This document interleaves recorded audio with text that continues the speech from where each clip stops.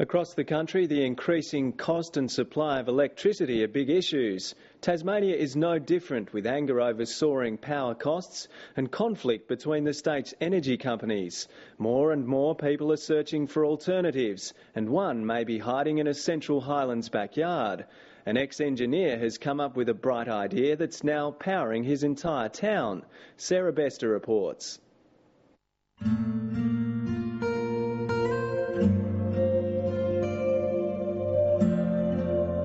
Hugging the foothills of Mount Field, the tiny hamlet of Ellendale epitomises the bewitching peace of Tasmanian farming towns.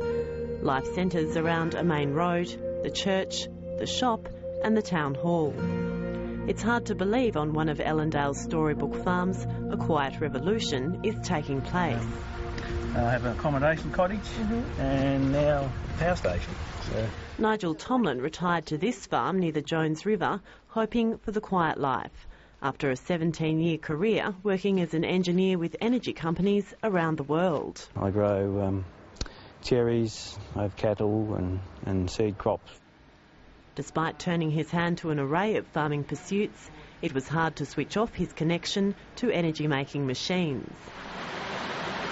With his property ideally placed at the base of this stream, he couldn't resist the urge to tap in. I've had a passion for the power of water, the potential in hydropower generation. The property here is on the stream, so I can constantly hear the stream running by.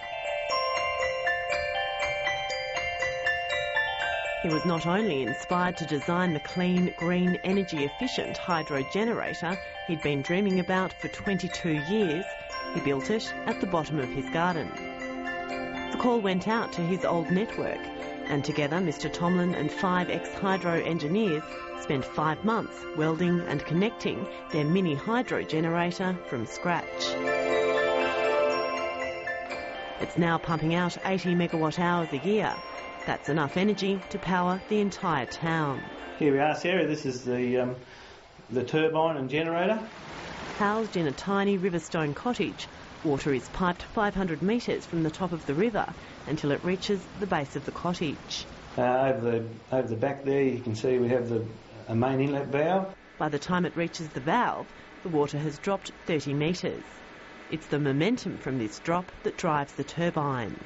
The water is delivered to the actual turbine through these 3 jets here, which in turn turn that runner or impeller, which in turn turns the motor through a pulley system, and then it goes through some protection and control equipment and into the grid. So can you fire it up for us and show how it works? I certainly can, yes.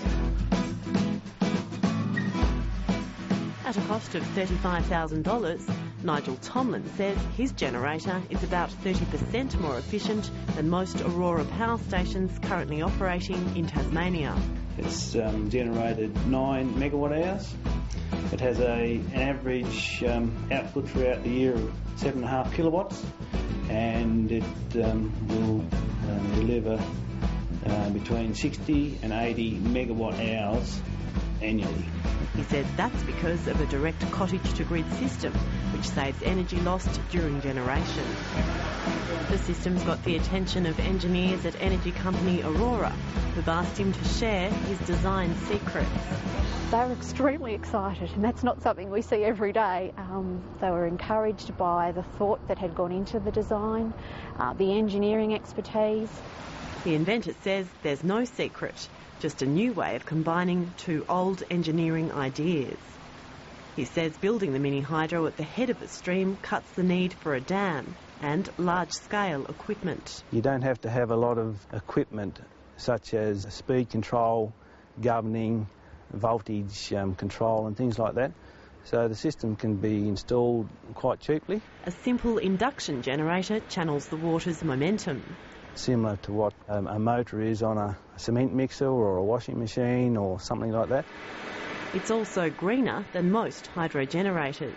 Piping is made from new materials that don't need lubrication, cutting out water contamination. And also there's no transformers on site, which often give trouble near waterways. News of the invention has trickled through to other towns in the region. I was absolutely astounded and I thought, what a magnificent scheme. It looked so professional. Richard Bowden says the idea could benefit residents just up the road, in his hometown of Bothwell. Last year, for example, in the winter and spring, there was a huge amount of water went down that river. And, you know, Tasmania is blessed with a lot of water in the centre of the island, which is at elevated levels.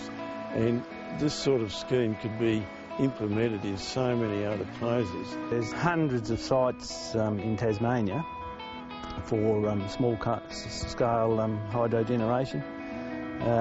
Just on this little river alone, I can think of another 4, you know, similar to this. Both say a lack of incentives has diluted enthusiasm from other potential energy mini-magnates. Although feed-in tariffs were recently introduced, the price structures come under criticism for being unfair. It's a sticking point these farmers want the state government to address.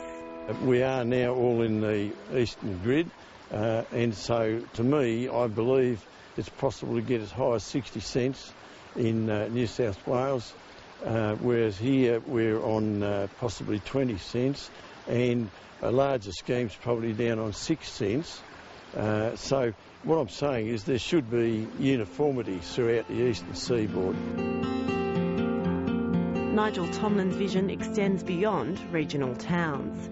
The former Gordon River Dam manager has a grand plan to bring his design to large-scale energy projects and put an end to the controversial debate over dams. The dams are always the environmental issue, and not only the environmental issue but the cost issue.